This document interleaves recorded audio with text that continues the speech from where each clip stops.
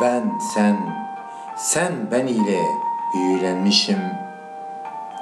Sen beni, ben seni sende öğrenmişim. Yaşam ile ölüm arasında bir gidip bir gelmişim. Seni ha karanlık noktalarda, ha aydınlık uyanmalarda, ha yanı başında, ha sensiz görmüşüm.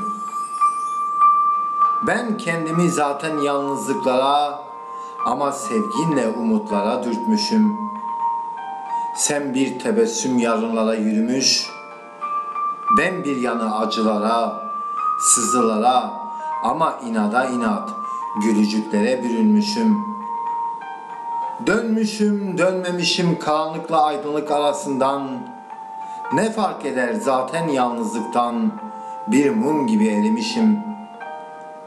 Erenler sevdalara, saygılara, gönül ve karın tokluğuna, ben saygıya, kaygıdan muhafazaya, seni hislerle sadece doymuşum. Olmamış senle, olmuşum nefesinle, kendimle var olmuşum. Ne fark eder yanında olup olmayışın? Ben zaten bir aydınlık, karanlık, belki de arasında eskiden beri yalnız olmuşum.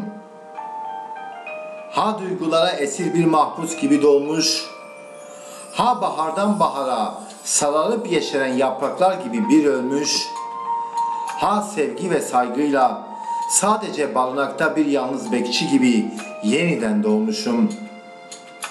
Vay be, ne olmuşum, ne olmamışım.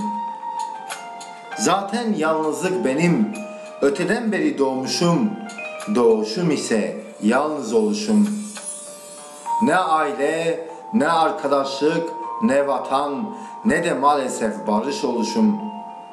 Sevdayla yalnız oluşum, kim bilir sevdayla bile yalnız, birebir oluşum.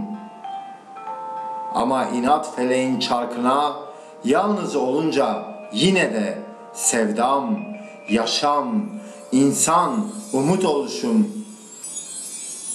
Kendime, kendiminkilerle, kendi değerlerimle var oluşum.